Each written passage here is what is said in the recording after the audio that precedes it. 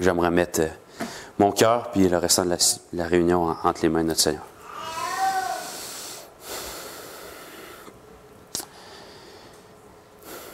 Oh Dieu, aie pitié de moi. Change mon cœur, Seigneur. Tu sais à quel point je suis pécheur, puis tu m'as tellement aimé que tu es venu toi-même souffrir sur cette croix pour assouvir la justice qui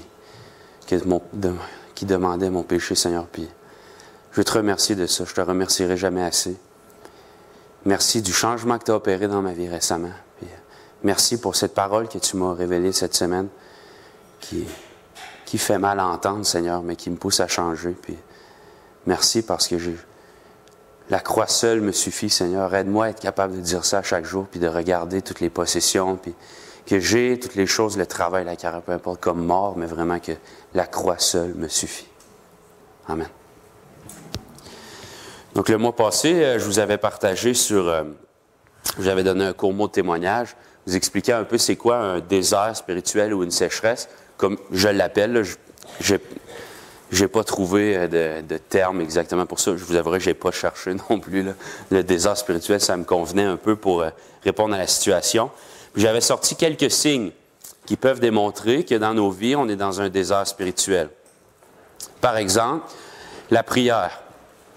Si la prière ne fait plus partie de nos vies ailleurs que devant une assiette, puis à l'église, très fortement, très probablement, vous traversez un désert spirituel. Ça commence tranquillement par arrêter de prier en couple. On arrête de prier ailleurs que dans l'église, puis devant un repas. La prière devient tranquillement un 25 cents qu'on met dans la machine parce qu'on veut quelque chose. Puis la prière, c'est notre façon d'exprimer notre intimité avec Dieu. Puis l'autre façon, c'est la lecture, où c'est Dieu qui nous parle. Puis ça aussi, ça va tendre à diminuer, voire jusqu'à disparaître. On peut ressentir une certaine culpabilité. Cette culpabilité-là, par exemple, ne dénote pas que nous sommes en bonne santé, dénote simplement que nous avons des habitudes ou une religion que nous nous sentons mal de ne pas respecter. Mais quand on ne lit pas la parole de Dieu durant la semaine, quand on ne prend pas un temps en prière et en lecture, si on ne ressent pas cette soif et cette faim-là, très probablement vous êtes dans un désert spirituel. La présence puis l'implication vont diminuer, ou du moins les raisons vont changer, parce que c'est pas parce que vous venez à l'église à tous les dimanches que vous ne traversez pas un désert spirituel. C'est pas parce que vous participez aux activités d'évangélisation ou que vous venez faire diverses tâches à l'église, que n'importe quoi, l'implication dans un ministère. Ce n'est pas parce que vous faites ça que vous êtes en bonne santé spirituelle. Je vous avais donné l'image que c'est pas parce que je colle des pommes sur l'arbre en avant de chez nous que ça devient un pommier, mais assurément, un pommier va porter des pommes. On ne désire plus parler de Dieu, c'est un autre signe qu'on peut traverser un désert spirituel. Quand quelqu'un nous parle de Dieu ou de qu'est-ce que Dieu lui a montré, il y a un petit qui se passe en dedans de nous. Le premier sujet qu'on a avec nos frères et sœurs sont le travail, la chasse, la pêche, n'importe quoi. Ça peut dénoter un bon indice qu'on traverse un désert spirituel, parce que comme on a vu dans Luc 6, 45, la bouche parle de l'abondance du cœur. Donc, si ce qui est présent dans notre cœur, ce sont les choses qui sont charnelles, assurément, c'est ce dont on va parler le plus. Ça peut être un bon signe qu'on traverse un désert spirituel. Des vieilles habitudes, des vieux péchés qu'on a déjà vaincus vont commencer à refaire surface des années après. Des choses qu'on pensait vraiment en arrière vont commencer à revenir parce que, je ne sais pas si vous avez déjà essayé d'avoir un jardin, mais essayez de ne pas enlever les mauvaises herbes pendant un été au complet. Ça devient embourbé. Tranquillement, ça devient des arbres et des branches qui prennent racine dans nos vies. Puis ces vieilles habitudes, ces vieux péchés qu'on avait déjà battus vont revenir.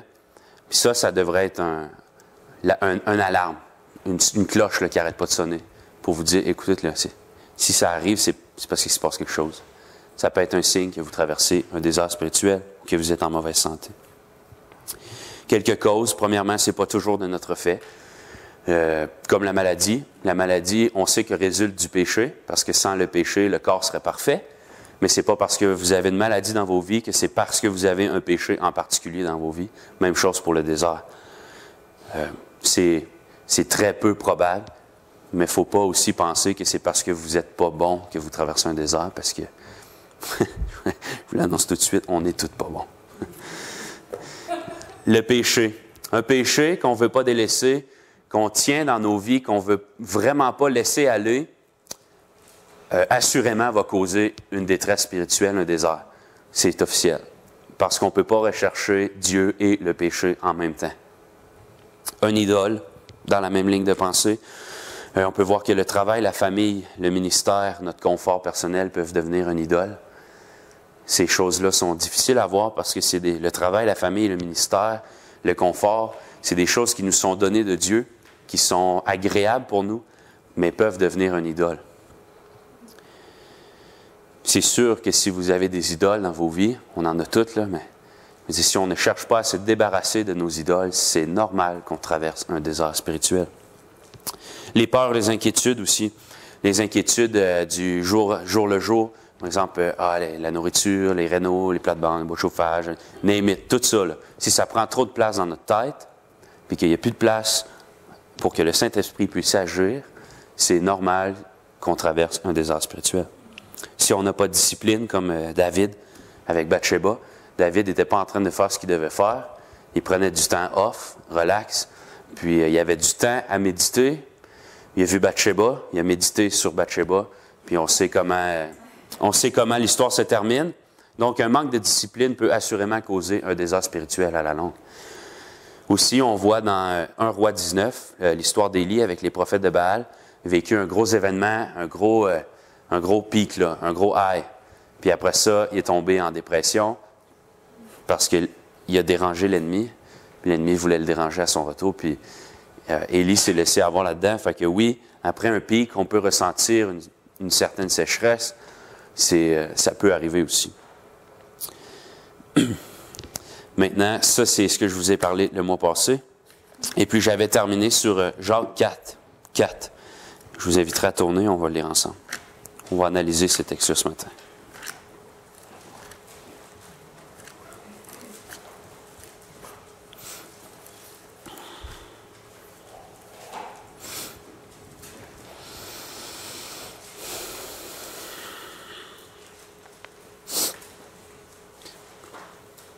Jacques 4, verset 4. Adultères que vous êtes, ne savez-vous pas que l'amour de Dieu, l'amour du monde est inimitié contre Dieu? Celui donc qui veut être ami du monde se rend ennemi de Dieu. Croyez-vous que l'Écriture parle en vain? C'est avec jalousie que Dieu chérit l'Esprit qu'il a fait habiter en nous. Il accorde au contraire une grâce plus excellente. C'est pourquoi l'Écriture dit, Dieu résiste aux orgueilleux, mais fait grâce aux humbles. Soumettez-vous donc à Dieu. Résistez au diable et il fuira loin de vous. Approchez-vous de Dieu et il s'approchera de vous. Nettoyez vos mains, pécheurs. Purifiez vos cœurs, hommes irrésolus. Sentez votre misère. Soyez dans le deuil et dans les larmes. Que votre rire se change en deuil et votre joie en tristesse. Humiliez-vous devant le Seigneur et il vous élèvera. Merci pour ta parole, Seigneur. Merci du changement que tu as opéré dans ma vie. Puis, Seigneur, ce que je m'apprête à dire ce matin, je ne veux pas que ça vienne de mon cœur à moi, mais je veux que ce soit toi qui me le fasses dire, Seigneur. Puis, je te laisse le contrôle. Merci. Change mon cœur, puis change les cœurs à nous tous, Seigneur, parce qu'on veut se rapprocher de toi. Amen. Soumettez-vous donc à Dieu, résistez au diable et il fera loin de vous. C'est quoi se soumettre à Dieu? Moi, pour essayer de comprendre un peu qu'est-ce que ça voulait dire, tout de suite, j'ai essayé de comprendre c'est quoi ne pas se soumettre à Dieu. Après, je dis, je vais faire le contraire. Puis l'insoumission, c'est de ne pas respecter l'autorité en place, puis de faire à sa tête. Donc, le contraire de tout ça, c'est reconnaître l'autorité qui est en place, suivre les directives qui nous sont données. Accepter son plan. Être soumis à Dieu, c'est d'accepter son plan, ses standards, ses directives, et d'admettre qu'il sait mieux que nous ce qui est bon pour nous.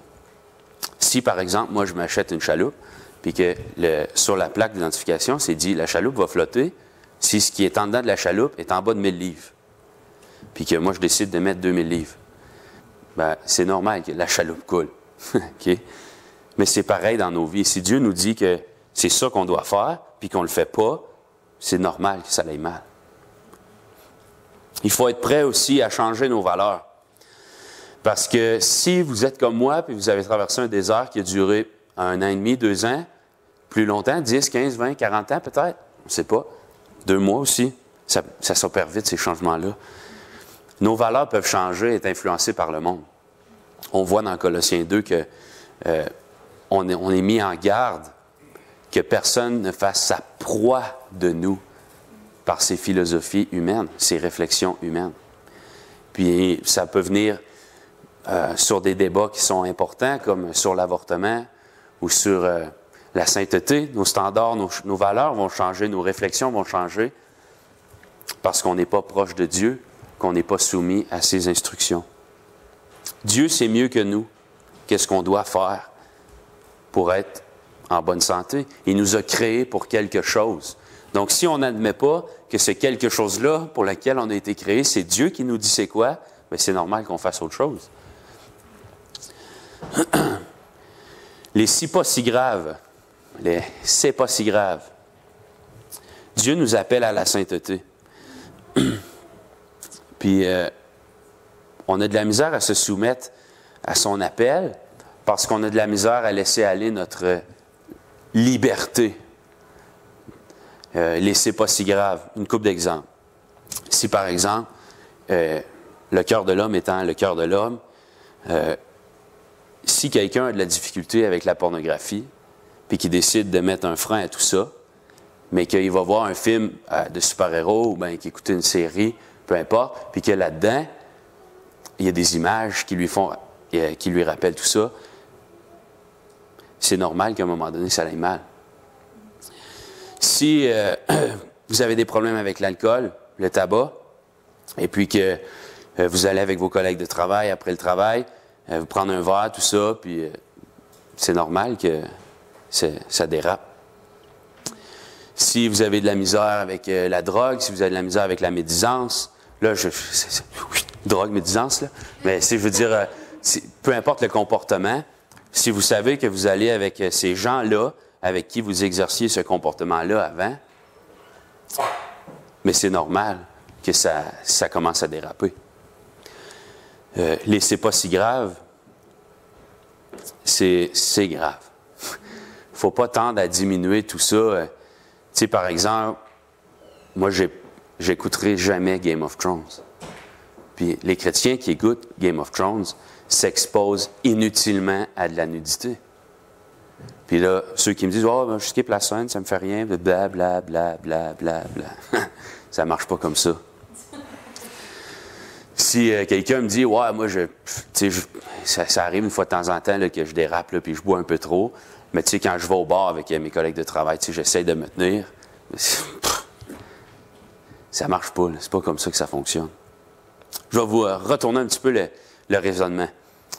Jusqu'où seriez-vous prêt à aller pour protéger votre vie? Je vous mets une illustration du contexte. Vous êtes un Juif, Deuxième Guerre mondiale, vous habitez à Berlin. Jusqu'où vous seriez prêt à aller pour protéger votre vie? Je vais faire une illustration qui est un petit peu plus 2019. Vous êtes un chrétien dans un monde hypersexualisé, où ce que le péché est glorifié, pas juste le péché de la sexualité. N'importe quel péché est glorifié. L'homosexualité, le transgenre, l'alcool, le tabac, la drogue, etc. Jusqu'où seriez-vous prêt à aller pour vous protéger de tout ça? Jusqu'où vous seriez prêt à aller pour être sûr de ne pas tomber?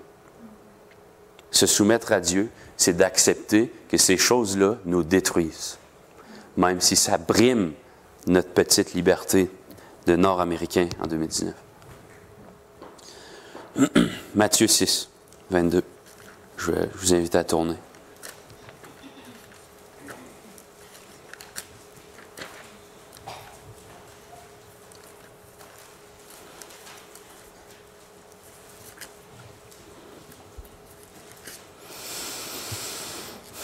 L'œil est la lampe du corps.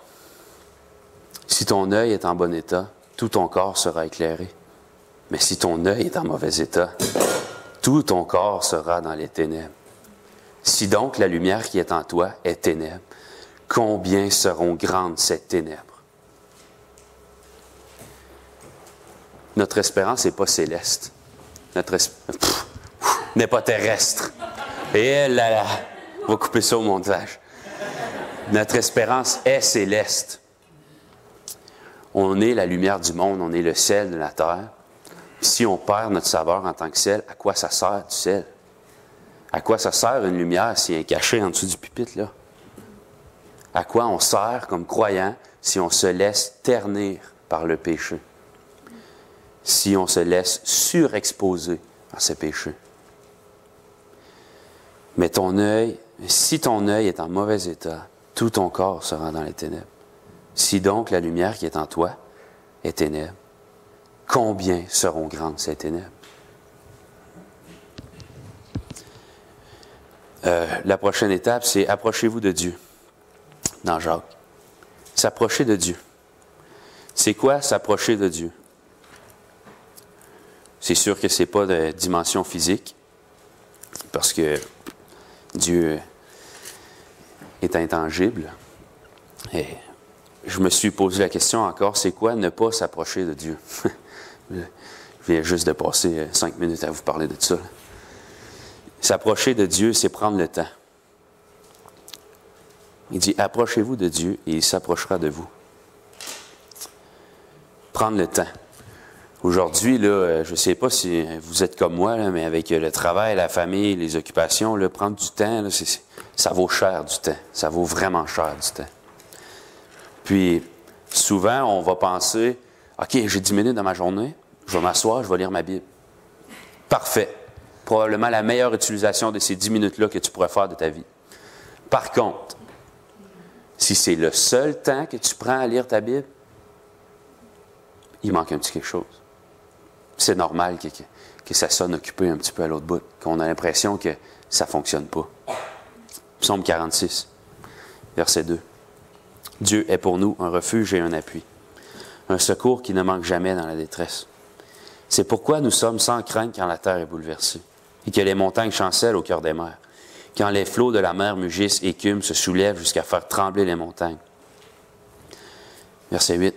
L'Éternel des armées est avec nous. Le Dieu de Jacob est pour nous une haute retraite. Venez, contemplez les œuvres de l'Éternel, les ravages qu'il a opérés sur la terre. C'est lui qui a fait cesser les combats jusqu'au bout de la terre. Il a brisé l'arc, il a rompu la lance. Il a consumé par le feu les chars de guerre. Arrêtez et sachez que je suis Dieu. Je domine sur les nations, je domine sur la terre. L'Éternel des armées est pour nous, est avec nous. Le Dieu de Jacob est pour nous une haute retraite. Moi, ce verset-là, je l'aime beaucoup en anglais. Be still.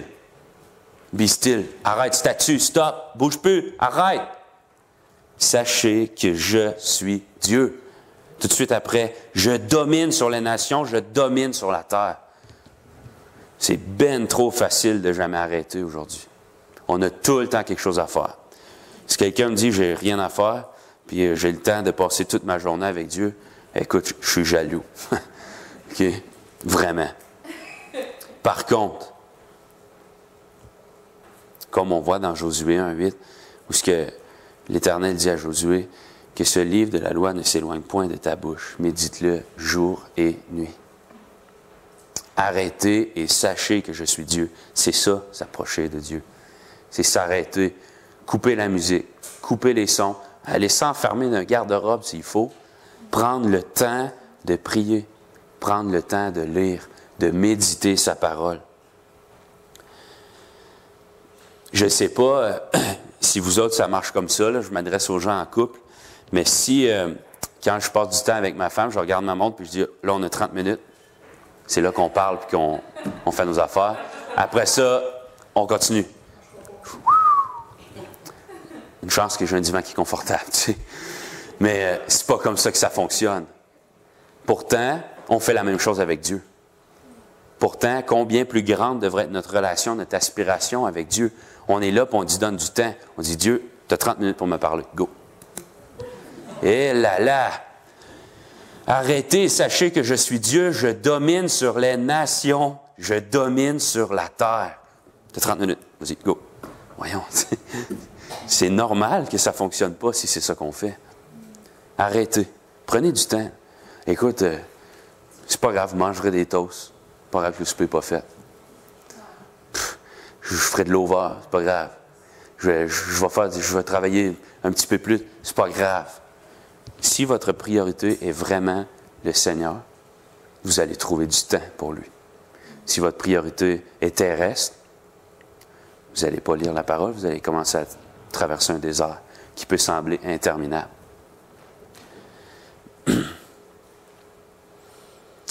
C'est un gros contrat, tout ça. Moi, je dois vous avouer que cette semaine, j'ai trouvé ça vraiment, vraiment difficile.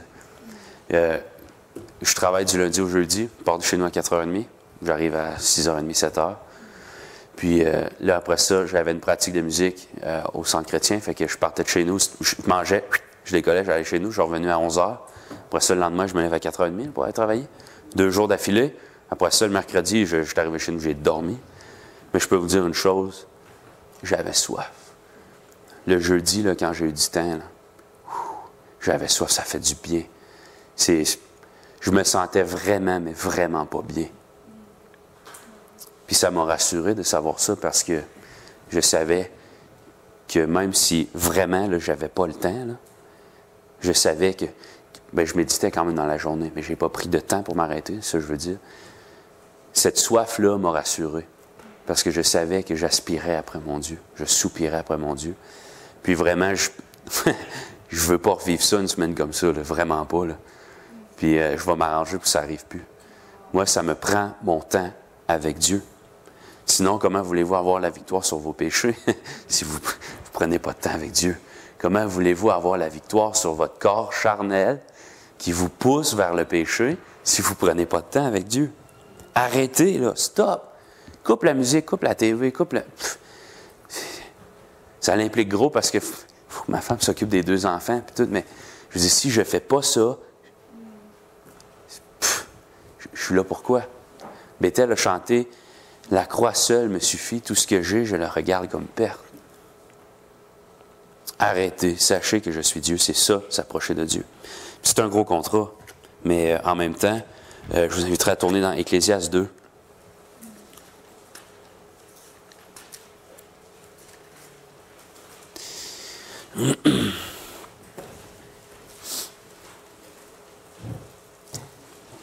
Ecclésiaste 2, verset 20.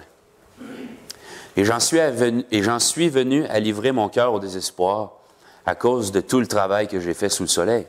Car tel homme a travaillé avec sagesse et science et avec succès, et il laisse le produit de son travail à un homme qui s'en est point occupé. C'est encore là une vanité et un grand mal. Que revient-il en effet à l'homme de tout son travail et de la préoccupation de son cœur, objet de ses fatigues sous le soleil? Tous ses jours ne sont que douleur et partage n'est que chagrin. Même la nuit, son cœur ne se repose pas. C'est encore là une vanité. Chapitre 5, verset 12. Il est là un grand mal que j'ai vu sous le soleil, des richesses conservées pour son malheur par celui qui les possède. Ces richesses se perdent par quelque événement fâcheux. Il a engendré un fils et il ne reste rien entre ses mains. Comme il est sorti du ventre de sa mère, il s'en retourne nu ainsi qu'il était venu. Et pour son travail, n'emporte rien qu'il puisse prendre dans sa main. C'est encore là un grand mal. Il s'en va comme il était venu. Et quel avantage lui revient-il d'avoir travaillé pour du vent? De plus, toute sa vie, il mange dans les ténèbres. Il a beaucoup de chagrin, de maux et d'irritation. Verset 15. C'est encore là un grand mal. Il s'en va comme il était venu. Et quel avantage lui revient-il d'avoir travaillé pour du vent? Tout de suite après, on voit que c'est pas mal de profiter de ce que Dieu nous donne.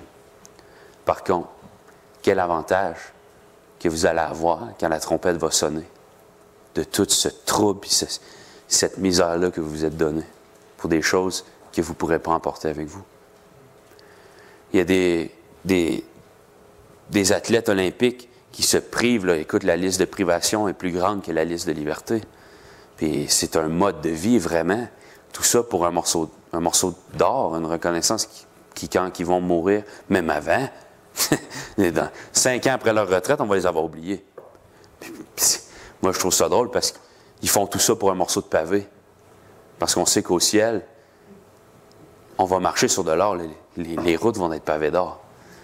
Je vous dis, moi, si je vous disais, faites tout ça pour un morceau d'asphalte, ça vaut quoi de l'asphalte? Ça vaut rien, surtout pas au Québec. C'est un gros contrat s'approcher de Dieu, prendre le temps. Mais en même temps, qu'est-ce que vous avez de mieux à faire? Vous êtes ici pourquoi? Je suis ici pourquoi? Manger, boire, vivre et mourir? Voyons, c'est plate. Hey, tout le trouble qu'on se donne, toute la préoccupation, toute la misère qu'on se donne, peut-être qu'on retire un peu de travail, de bonheur de notre travail, un peu de joie. Mais si c'est juste ça la vie, wesh! On a une espérance qui est céleste.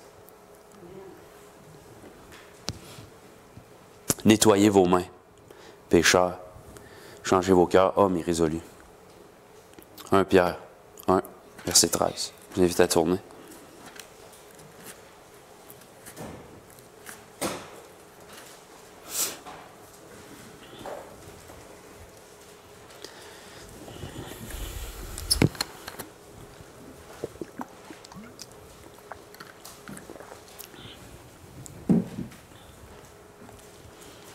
Pierre 1, verset 13. C'est pourquoi, saignez les reins de votre entendement. Soyez sobres et ayez une entière espérance dans la grâce qui vous sera apportée lorsque Jésus-Christ apparaîtra. Comme des enfants obéissants, ne vous conformez pas aux convoitises que vous aviez autrefois quand vous étiez dans l'ignorance. Ici, l'apôtre s'adresse à des convertis, des chrétiens, des croyants, pas des incroyants. Quand il dit comme des enfants obéissants, ne vous conformez pas aux convoitises que vous aviez autrefois, quand vous étiez dans l'ignorance. Mais puisque celui qui vous a appelé est saint, vous aussi soyez saints dans toute votre conduite, selon qu'il est écrit, vous serez saints, car je suis saint. Et si vous invoquez comme Père celui qui juge selon l'œuvre de chacun sans favoritisme, conduisez-vous avec crainte pendant le temps de votre séjour sur la terre. Vous savez que ce n'est pas par des choses périssables, par de l'argent ou de l'or, que vous avez été rachetés de la vaine manière de vivre que vous aviez hérité de vos pères, mais par le sang précieux de Christ, comme d'un agneau sans défaut et sans tache, prédestiné avant la fondation du monde. Il fut manifesté à la fin des temps à cause de vous. Par lui, vous croyez en Dieu, qu'il a ressuscité des morts, et lui a donné la gloire, en sorte que votre foi et votre espérance reposent sur Dieu. Pas sur l'or, l'argent, la maison, le pick-up, le bateau. Votre espérance ne repose pas sur ça. Votre espérance repose sur Dieu. Vous savez que ce n'est pas par des choses périssables, par de l'argent ou de l'or, que vous avez été rachetés de la vaine manière de vivre, que vous aviez hérité de vos pères, mais par le sang précieux de Christ. Si ça ne fait pas un petit quelque chose en dedans de vous, là, moi, j'en suis tremblant. Je réfléchis à mon péché, à mon état de pécheur, puis ça me dit, mais par le sang précieux de Christ. Là, ici, par le sang précieux de Christ, si ça avait été un homme, c'est pas si pire. Là, on parle du Créateur de l'univers. Lui, par qui et pour qui toute chose subsiste. Nettoyez vos mains. Pourquoi? Parce que ce n'est pas par des choses périssables, par de l'argent ou de l'or que vous avez été rachetés, de la vaine manière de vivre que vous aviez, mais par le sang précieux de Christ. Vous serez saints, car je suis saint. On voit aussi que Christ est la raison et aussi le moyen par lequel on vient à purifier nos mains, par lequel on parvient à accomplir un petit peu de la sainteté. Par lui, vous croyez en Dieu, qu'il a ressuscité des morts. Il lui a donné la gloire, en sorte que votre foi et votre espérance reposent sur Dieu. Maintenant, jusqu'où Dieu était prêt à aller pour assurer une sainteté à son peuple lors de la conquête de Canaan? jusqu'à exterminer des peuples complets, à brûler des villes au complet, hommes, femmes et enfants. Dieu était prêt à enlever tout ça de la présence de son peuple pour s'assurer que son peuple allait toujours le désirer. Matthieu 5, verset 27.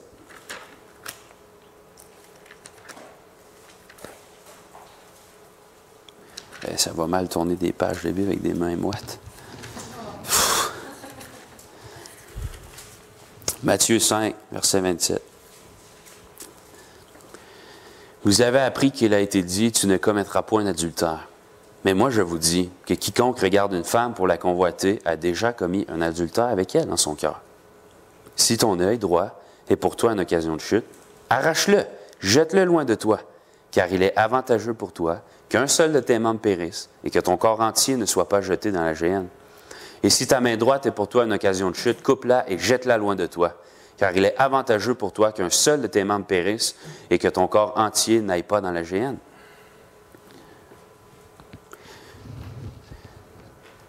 Je ne vous invite pas à couper littéralement votre main, mais il y a d'autres choses dans nos vies qu'on peut couper. Il ne faut pas avoir peur d'être radical, parce que le Seigneur a été radical. Là. Ici, là, c'est pas mets un bandeau devant ton œil, c'est arrache-le, jette-le loin de toi. Si telle personne dans ta vie te pousse à tomber, arrache-la puis jette-la loin de ta vie, parce que ta sainteté est importante.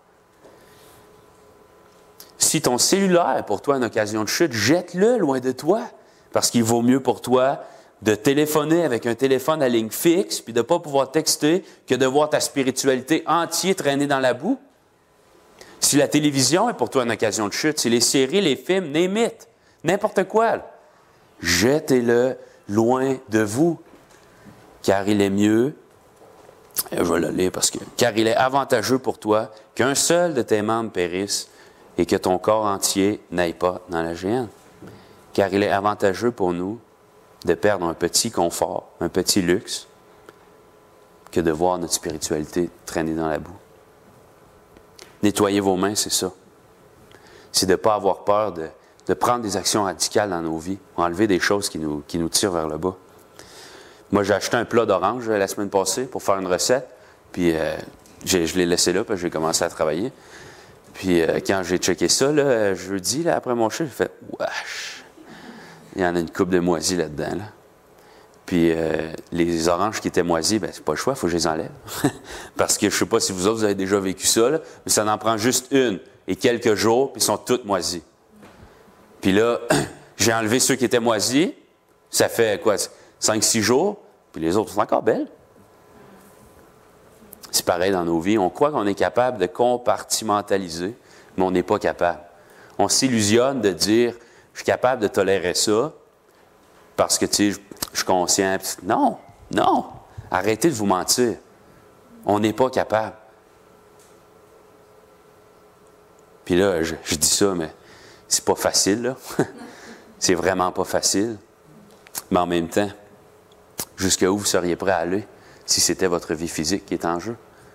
Jusqu'à où vous seriez prêt à aller si vous étiez un Juif à Berlin en 1940 pour survivre?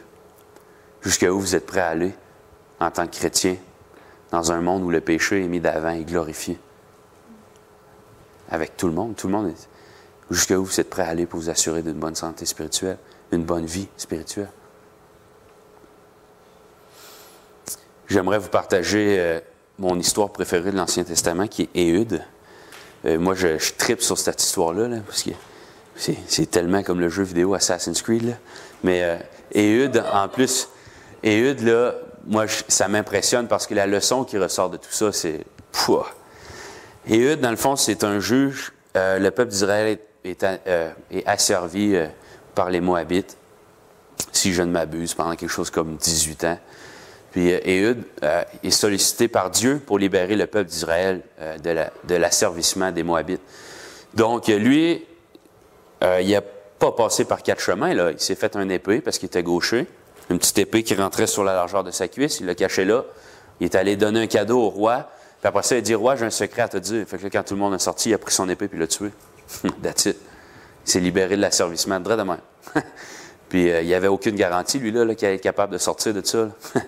Il ne savait pas comment c'était fait. Il ne savait pas qu'il était capable de survivre. Là. Lui, il s'est dit, écoute que coûte, c'est ça qu'il faut faire, c'est ça qu'on fait. Radical, là. Puis il aurait pu faire bien mieux que ça. Comme Jephthé, un petit peu. Jephthé, lui, il conduisait des guérillas. Il conduisait des hommes, puis il attaquait les perceveurs de taxes, puis etc., les symptômes de l'asservissement. Jephthé s'attaquait à ça. Et Ehud, lui, coupe la tête du serpent. Après ça, venez avec moi, car l'Éternel vous a délivré. Moi, ce que je ressors de cette histoire-là, c'est que Ehud, il n'a pas passé par quatre chemins. Puis l'Ancien Testament, c'est des leçons d'objets que Dieu nous donne pour appliquer dans nos vies. Fait qu'à quel point on est prêt à prendre des détours pour ne pas vraiment éliminer le péché dans nos vies. À quel point on est bien avec ce péché-là dans nos vies. Je vous relance la question. Jusqu'à où vous êtes prêt à aller pour vous approcher de Dieu? Comme je l'ai dit tantôt, Ehud, il a attaqué le cœur du problème.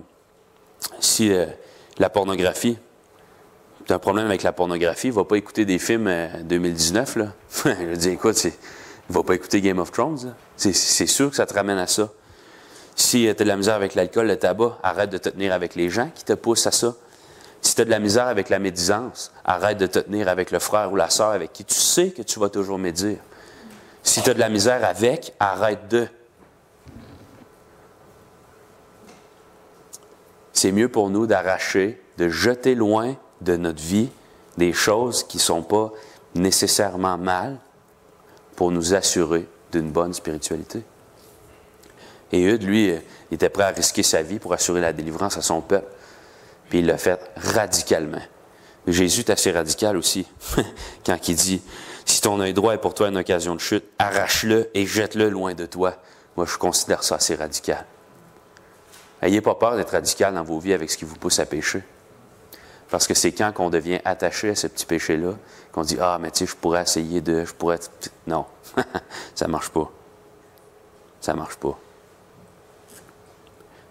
Puis un moyen que j'ai trouvé d'être capable de vraiment me débarrasser de la source du problème. On va voir un petit peu plus loin dans Jacques. Verset 9, 4, 9. Sentez votre misère. Soyez dans le deuil et dans les larmes. Que votre rire se change en deuil et votre joie en tristesse. Sentez votre misère.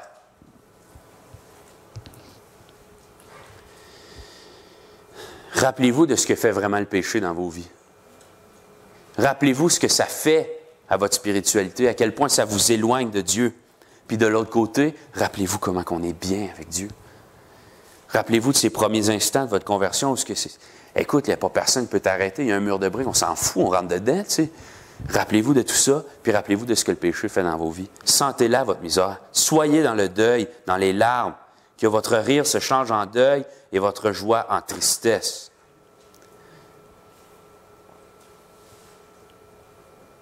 Moi, ça m'aide. Parce que ça me fait penser un peu, quand on va à la pêche, on met un beau leurre, un beau rapala, qui est bien brillant, qui est bien beau, tu sais. Puis on pitche à l'eau, puis il bouge, fait du son, bien chose. Méthode. Puis le poisson, lui, il voit ça, il fait hey, « Wow! » Il est mort après ça. Mais ça pique. Ça pique. Puis une fois qu'il arrive dans le bateau, il est chanceux s'il se fait remettre à l'eau. Puis si c'était parallèle, mettons, avec nous, un premier rapala qui repasse, tout de suite. On est comme ça dans nos vies. Le péché, c'est beau, ça nous fait miroiter une belle satisfaction, ça nous fait miroiter, name it, là. Quand tu mords après ça, tu vois, ça pique. Après ça, essaye de l'enlever. Ceux qui vont en pêche veulent me comprendre, là, essaye d'enlever un hameçon, une barbotte qui l'a avalé profond. Ça déchire. OK? Ça déchire. C'est pas fait pour sortir, un hameçon. Mais c'est pareil que le péché. Pensez pas que c'est différent. On est là, on saute dans le péché à pieds joints parce que ça a de l'air beau. Mais après ça, là, quand on essaie de s'en débarrasser, ça fait mal. Ça fait mal parce qu'on doit s'humilier. Ça fait mal parce qu'on se rend compte qu'on a corrompu des choses qui étaient bonnes dans notre vie, mais qui maintenant nous poussent à pécher. Par exemple, un cellulaire. Si on a de la misère avec la pornographie, puis c'est tout le temps sur notre cellulaire, puis qu'on n'ose pas s'en débarrasser, mais c'est sûr là, qu'on regarde toujours cette... Non, c'est mieux pour nous de s'en débarrasser. Puis, pourquoi? Sentez votre misère. Soyez dans le deuil, dans les larmes. que votre rire se change en deuil, votre joie en tristesse. Sentez-la, votre misère, quand vous êtes dans le péché. Servez-vous-en. Servez-vous-en pour vous motiver à vous approcher de Dieu. Servez-vous-en pour vous rappeler à quel point on est bien proche de Dieu, à quel point votre espérance est céleste, et à quel grand prix vous avez été acheté pour faire ce que vous étiez en train de faire la minute avant. Moi, en tout cas, je trouve ça difficile. Mais en même temps, sentez-la comme il faut, votre misère. Parce que quand on succombe au péché, on va retourner dans... Vous n'êtes pas obligé de tourner, là, je vais juste le lire, là, en Matthieu 6. Là. Quand on succombe au péché, là, on éteint cette lumière qui est en dedans de nous. On éteint notre sel, perd de la saveur. On met de quoi devant la lumière? On est censé être une boule disco qui reflète la gloire de Dieu à tout ce qui nous entoure. Puis en péchant, on met de la boîte dessus. Elle ne sera jamais propre à 100% jusqu'à ce que la trompette sonne. Mais on peut aspirer à ce qu'elle soit de plus en plus propre, que ça reflète de plus en plus. Si ton œil est en bon état, tout ton corps sera éclairé. Mais si ton œil est en mauvais état, tout ton corps sera dans les ténèbres. Si donc la lumière qui est en toi est ténèbre, combien seront grandes ces ténèbres? Je ne connais pas de gens plus malheureux que les gens qui marchent entre les deux, qui marchent entre Dieu, puis qui ne veulent pas se débarrasser du péché, puis qui continuent parce que la culpabilité embarque, parce qu'on se rappelle de tout ça. Puis, écoute, là, on se rappelle. Si donc la lumière qui est en toi est ténèbre, combien seront grandes ces ténèbres? Parce que l'ennemi est content, là, quand on se laisse avoir par le péché. Parce qu'il ne veut pas, lui, qu'on partage la gloire de Dieu. Fait que c'est sûr qu'il va nous donner tous les outils qu'on a besoin pour pécher. C'est très, très, très facile. Trop facile. Mais sentez votre misère quand vous péchez. Rappelez-vous là, à quel point c'est dégueulasse. Puis à quel point le sang précieux de Christ a coulé pour ça. Ensuite, la prochaine étape, c'est humiliez-vous. C'est quoi s'humilier? Encore là, je me suis demandé, c'est quoi ne pas s'humilier? C'est d'être fier. Montrer notre faiblesse, notre force. Excusez, contraire. C'est d'être fier, d'être fort. De ne pas admettre, de dire, non, je suis correct. Ça, c'est pas s'humilier. Je vais juste le lire, là. Jacques 4. Humiliez-vous devant le Seigneur et il vous élèvera. S'humilier, c'est devant le Seigneur, c'est pas juste s'humilier devant le Seigneur. C'est s'humilier devant nos frères et sœurs aussi. Parce que quand on n'admet pas qu'on a un péché dans nos vies, c'est facile de ne pas s'en débarrasser. La première étape dans une réunion de AA ou de NA, c'est d'admettre qu'il y a un problème. Si tu n'es pas conscient de ton problème, tu ne chercheras pas à le régler, il n'y en a pas de problème. Je vous l'annonce tous, frères et sœurs, ce matin, on est pécheurs, on a un problème. Il faut qu'on le règle. On ne sera jamais capable à 100%, mais on est appelé à y travailler avec crainte et tremblement à chaque jour de nos vies. S'humilier, c'est quoi? J'ai trouvé une image qui est quand même assez poignante. C'est une image que Jésus nous a donnée en plus. En Luc 18. Vous n'êtes pas obligé de tourner, mais si vous voulez tourner, vous pouvez aussi. Luc 18, verset 10. 2 hommes montèrent au temple pour prier. L'un était pharisien et l'autre publicain. Le pharisien debout priait ainsi en lui-même. « Ô Dieu, je te rends grâce de ce que je ne suis pas comme le reste des hommes, qui sont ravisseurs, injustes, adultères, ou même comme ce publicain. Je jeûne 2 fois par semaine, je donne la dîme de tous mes revenus. » Le publicain, se tenant à distance, n'osait même pas lever les yeux au ciel, mais il se frappait la poitrine en disant, « Ô Dieu, aie pitié de moi qui suis un pécheur. » Je vous le dis, celui-ci descendu dans sa maison justifié plutôt que l'autre, car quiconque s'élève sera abaissé, et celui qui s'abaisse sera élevé. S'humilier devant le Seigneur, ça commence par savoir que vous n'êtes pas capable. Si vous faites comme le pharisien, vous dites, « Ouais, mais tu sais, en même temps, je ne suis pas si pire, regarde, je fais ça, puis je fais ça, puis je fais ça, puis je fais blablabla, bla, bla, bla, bla. » Ça ne marche pas de même. Ça ne marche vraiment pas comme ça. Si vous voulez vous attaquer à ce problème-là dans vos vies, ça commence comme ça. Ô Dieu, aie pitié de moi. Je vous ai parlé de David tantôt, puis j'aime vraiment le psaume 51. Je l'ai lu ce matin pendant le repos du Seigneur, puis ça commence comme ça. Ô Dieu, aie pitié de moi dans ta bonté, selon ta grande miséricorde. Efface mes transgressions, lave-moi complètement de mon iniquité et purifie-moi de mon péché, car je reconnais mes transgressions et mon péché est constamment devant moi. J'ai péché contre toi seul et j'ai fait ce qui est mal à tes yeux, en sorte que tu seras juste dans ta sentence, sans reproche dans ton jugement. Verset 12. Ô Dieu, crée en moi un cœur pur, renouvelle en moi un esprit bien disposé. 14. Rends-moi la joie de ton salut et qu'un esprit de bonne volonté me soutienne. Ça, c'est de l'humilité. Si vous ne commencez pas votre prière par « Oh Dieu, aie pitié de moi », ça commence mal pour le côté humilité. David a passé une semaine, il s'est couché à terre, puis il a jeûné, suppliant Dieu pour le bébé que Bathsheba avait, que Dieu avait annoncé qu'elle allait mourir. Mais il s'est dit, c'est pas grave, je vais essayer pareil, je vais supplier Dieu.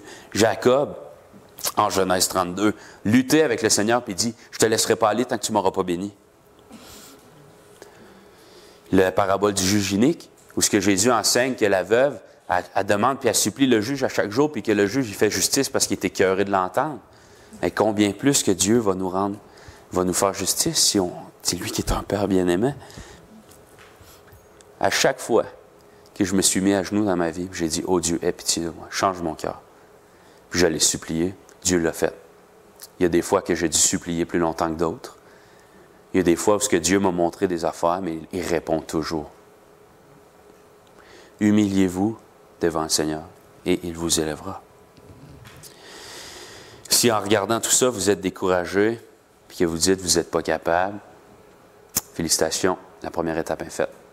Vous avez raison. J'aimerais vous partager le verset, probablement le deuxième plus connu, là, si on ne parle pas de Jean 3,16. « Je puis tout par celui qui me fortifie. » Je vais vous dire ce que ça ne veut pas dire. Tu ne peux pas arrêter un 10 roues sur l'autoroute par celui qui te fortifie. C'est pas ça que ça veut dire. On va le lire, parce que souvent, on prend juste le verset, puis on base une école de pensée là-dessus. Mais c'est important de lire le contexte dans lequel il a été écrit. Philippiens 4,12. « Je sais vivre dans l'humiliation et je sais vivre dans l'abondance. En tout et partout, j'ai appris à être rassasié et à avoir faim, à être dans l'abondance et à être dans la disette. Je puis tout par celui qui me fortifie. » C'est pas marqué « Je suis capable d'arrêter un 10 roues sur l'autoroute, je suis capable de lever une maison avec mon petit doigt. » Non, non. Il dit « Je sais vivre dans l'humiliation et je sais vivre dans l'abondance. En tout et partout, j'ai appris à être rassasié et à avoir faim, à être dans l'abondance et à être dans la disette. Je puis tout par celui qui me fortifie. » Comme je vous ai dit tantôt, Jacob, c'est par celui qui me fortifie. Là. Jacob, il savait là, que Dieu allait le bénir. Il s'est dit, non, je ne te laisse pas aller tant que tu ne m'auras pas béni. Même affaire avec David, aie pitié de moi. Il s'est couché à terre, il a jeûné. Puis la parabole du juge inique avec la veuve harcelait le juge pour avoir ce qu'elle a besoin. Je pense que c'est assez clair.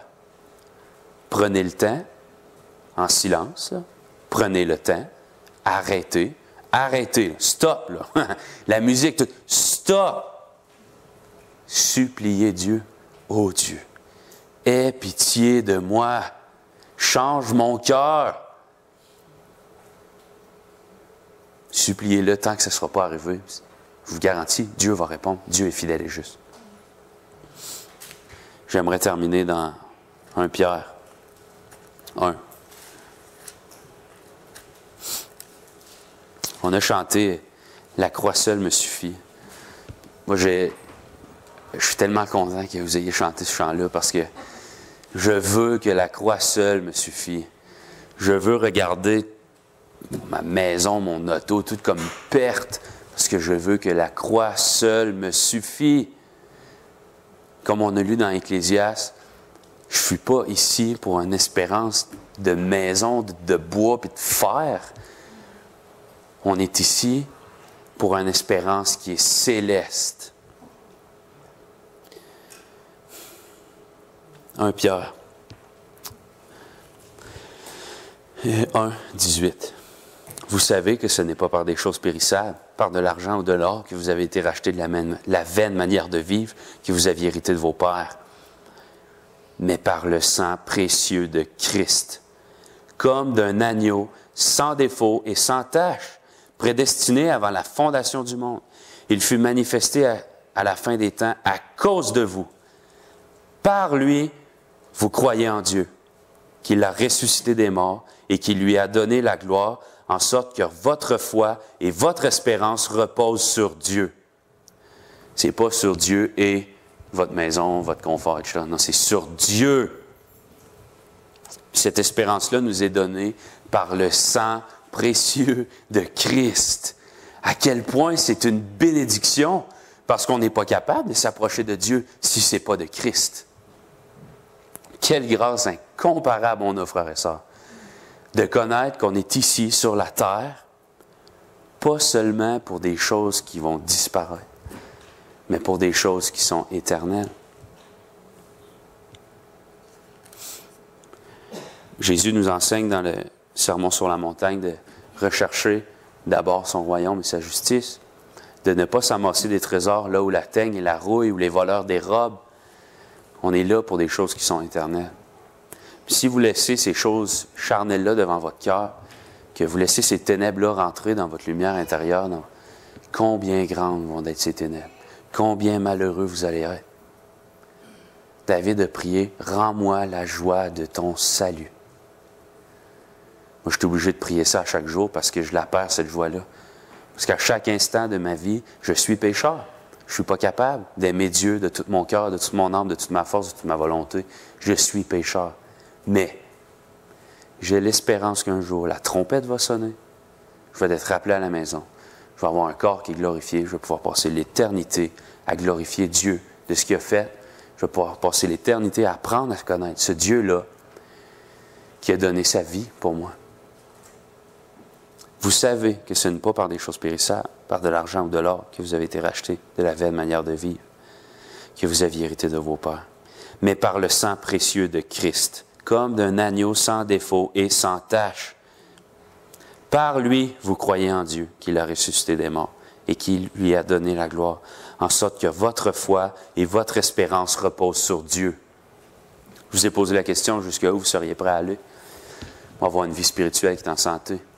Jusqu'à où vous seriez prêt à aller pour défendre votre vie, défendre votre famille? Moi, je peux te dire que si quelqu'un attaquait ma famille, je graffinerais pas mal. Est-ce que je suis prêt à faire la même chose quand quelque chose dans ma vie attaque ma sainteté? Quand quelque chose dans ma vie attaque cette relation-là que j'ai avec mon Dieu, qui a donné son sang pour moi, le Dieu qui a créé l'univers au complet par sa parole, qui a descendu sur cette terre, il a brisé son corps, puis il a versé son sang pour vous avoir, vous, pour que vous soyez capable d'avoir une relation avec lui. Jusqu'à quel point je suis prêt à défendre ce privilège-là? Jusqu'à quel point je suis prêt à arracher ces choses-là de ma vie qui m'empêchent de m'approcher de ce Dieu-là? Jusqu'à où vous êtes prêt à aller pour avoir une relation saine avec Dieu? Parce que lui, il est allé jusqu'à la croix pour que vous ayez accès à cette relation-là. Prions. Ô Dieu, aie pitié de moi, Seigneur. Change mon cœur. Seigneur, tu sais à quel point je suis pécheur, tu sais à quel point j'ai besoin de toi. Seigneur, qui me délivrera de ce corps de mort? Je fais des choses que je ne veux pas faire. Seigneur, je suis pécheur. Change mon cœur. Approche-moi de toi.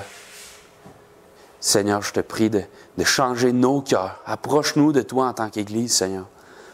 Tu as donné ta vie pour qu'on soit capable de s'approcher de toi. Quel gaspillage on en fait à tous les jours, Seigneur. Quel gaspillage j'en fais à tous les jours. Change mon cœur, Seigneur. Aide-moi à arracher ces choses-là de ma vie. Ces choses-là qui m'empêchent de passer du temps avec toi. Parce que c'est pas pour ça, Seigneur, que tu es descendu. C'est pas pour ces choses-là que tu es descendu, Seigneur. C'est pour une relation avec nous. C'est pas pour ces petites affaires-là qui viennent combler mon bonheur et mon confort en 2019 que tu es mort, Seigneur. c'est pour que j'ai une relation avec toi. Aide-moi, Seigneur, parce que je ne suis pas capable tout seul. Je sais que je puis tout par celui qui me fortifie. Amen.